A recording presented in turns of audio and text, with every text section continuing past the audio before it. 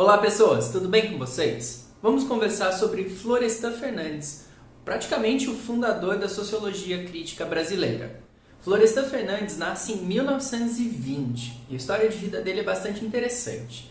Ele é de uma classe social menos privilegiada e por isso ele teve que trabalhar em diversas funções, ele foi até engraxate. Ele gostaria de ter chegado ao ensino superior estudando engenharia química, mas ele não pôde fazer esse curso porque era só oferecido no período noturno. Então ele foi estudar sociologia. Outra curiosidade bacana, sobre Florestan é que ele foi professor do Fernando Henrique Cardoso. Foi o Florestan Fernandes que convenceu o então estudante Fernando Henrique a sair do curso de filosofia e ir para o curso de sociologia, e aí o Fernando Henrique foi o primeiro presidente sociólogo que o Brasil teve, O próprio Florestan Fernandes, ele também seguiu, além da carreira acadêmica, ele também se envolveu na política, sendo inclusive deputado federal pelo Partido dos Trabalhadores lá nos anos 80 e também tendo mandato até os anos 90. O recorte que a gente vai ter aqui do Florestan é bastante grande, mas vamos conhecer um pouquinho a importância dele não só para a sociologia brasileira, mas até para a sociologia mundial. A obra dele é de uma amplitude muito grande. Ele vai perpassar as grandes correntes do pensamento social. Ele vai ter algumas obras ligadas ao funcionalismo, como é o caso da obra que a gente vai falar um pouquinho aqui. Ele também fala da ideia da sociologia compreensiva, na linha weberiana, e ele vai ter a sua produção madura, vamos dizer assim, ligada ao pensamento dialético inspirado em Marx. Então, utilizando todas essas correntes, uma grande contribuição, uma grande parte da obra do Florestan é se concentrar numa releitura dos clássicos do pensamento social brasileiro, que a gente já estudou aqui juntos, Então ele também vai dar um olhar novo sobre o processo de colonização, mas agora buscando as contradições que esse processo impõe ao desenvolvimento da sociedade brasileira.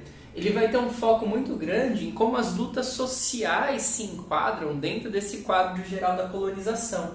Então ele vai falar bastante sobre a questão do direito à terra, da questão da luta agrária, a luta do campo, e também as conquistas sociais necessárias para as populações, para os povos que estão envolvidos nesse processo, em especial os negros.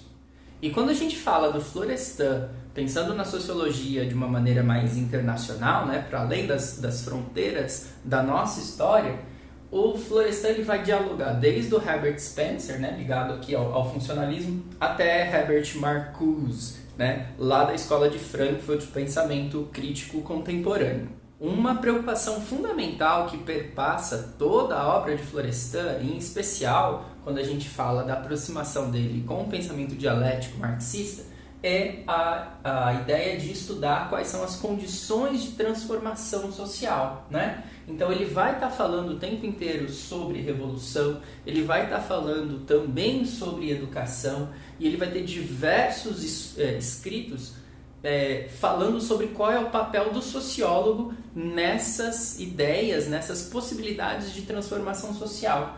Essa ideia da revolução e da educação ele também vai defender dentro até da sua atuação política, como a gente falou anteriormente, Então, sempre ele está buscando, tanto na sua obra e também na sua atuação política, a captura e a compreensão dialética das contradições sociais que vão colocar a gente numa situação de defasagem, de impossibilidade de desenvolvimento, ou então que vão privilegiar a gente em alguns avanços que são construídos ao longo do desenvolvimento da história do nosso país. Por tudo isso, de acordo com Otávio Yanni, um dos seus companheiros intelectuais, o Florestan Fernandes ele é responsável por sistematizar e amadurecer a sociologia brasileira, Ele acaba trazendo para o centro da sociologia, a sociologia de uma maneira especial desenvolvida na USP, um novo estilo de pensar a realidade social brasileira. No recorte que a gente tem desse autor dentro do nosso material, nós falaremos sobre a obra A Função da Guerra na Sociedade Tupinambá, Essa é a tese de doutoramento dele, ligado à área de antropologia social, um momento onde ele está mais vinculado ao pensamento funcionalista para produzir a sua ciência.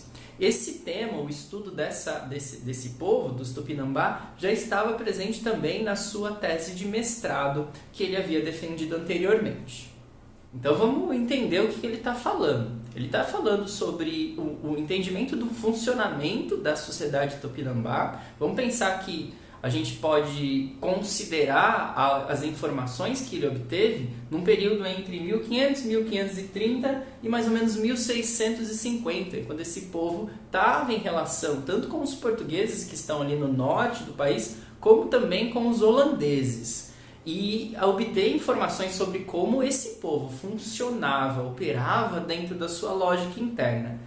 Tão distante de nós em relação ao tempo, e no caso aqui do Sul, até geograficamente falando, é um trabalho muito complicado. Então, esse livro ele não é só grande no sentido de tamanho, mas ele também é grande no sentido de trabalho.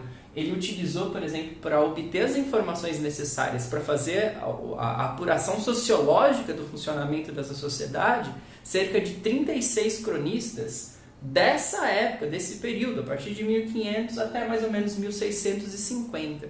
Então, a análise documental e a organização de toda a bibliografia feita pelo Florestan em si já é uma aula para a gente. Nessa sua obra, Florestan ele tem um quase flerte com o pensamento estruturalista, apesar de não estar diretamente vinculado. Mas muitos analistas posteriores que leem essa obra e conhecem o Lévi-Strauss, sobre o qual a gente nem falou, falam assim, caramba, como que esses caras não se conversaram e perceberam que, no sentido da antropologia social, eles têm muita coisa a trocar. Mas isso acaba não acontecendo, né? Curiosidades do desenvolvimento científico.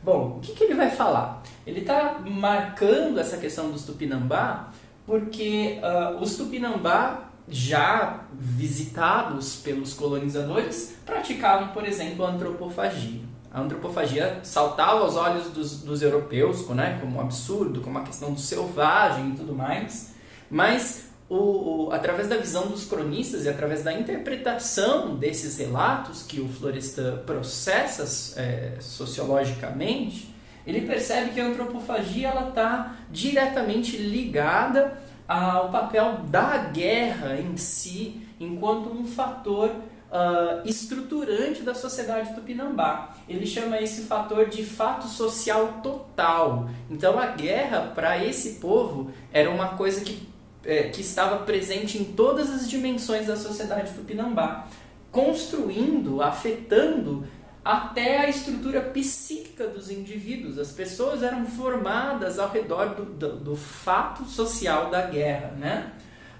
E a guerra atuava e contribuía para o próprio controle e formação, própria estruturação da sociedade tupinambá. Então, ao longo dessa obra, Florestan vai mostrar para a gente três fatores estruturantes da guerra e, portanto, estruturantes também da própria sociedade tupinambá. O primeiro fator é a crença na necessidade de vingança. Então, a vingança do povo tupinambá contra alguma outra tribo que enfim, teve alguma guerra anterior, a necessidade de voltar e agora ser o provocador dessa guerra, se anteriormente ela foi provocada pelo outro povo, faz parte da formação do indivíduo e da estabilização cultural. As pressões sociais, em especial aquelas construídas pelos índios mais velhos, né, que vão incentivar os mais jovens a irem à guerra.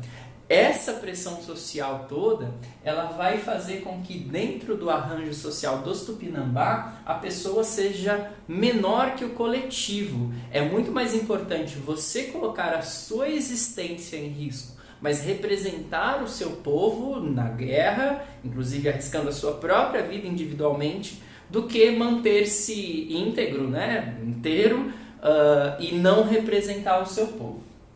Pressões transcendentes. O Florestan também detecta que há todo um repertório de valor social para que haja, por exemplo, a reconciliação espiritual entre aquelas pessoas que já foram mortas numa guerra anterior, que precisam ser vingadas, por exemplo, para que elas descansem em paz, né?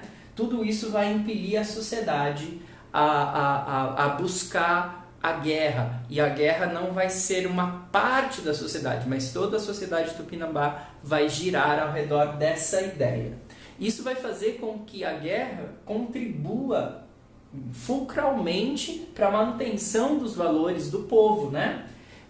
E se houvesse o fim da guerra, né, isso é uma coisa importante da gente pensar, isso ele até percebe como uma verdade que leva à desestruturação da sociedade tupinambá, porque os tupinambás eles vão, ao longo do tempo e do contato com os portugueses, também com os holandeses que estão na região, eles vão começar a estabelecer parcerias, eles vão começar a ser escravizados. E tanto essas parcerias como a escravização acaba que diminui a importância ou até a própria possibilidade da guerra continuar existindo para o povo tupinambá. E isso leva à desestruturação, à desintegração da cultura tupinambá original, como existia a partir aí de 1500, 1530, né, que a gente tem essas informações, são as informações que ele tem acesso. Mas provavelmente também existia antes do colonizador chegar aqui. Então, se a guerra acabasse, a sociedade também acabaria. E infelizmente foi isso que aconteceu. Muito obrigado, gente, um abraço e até mais.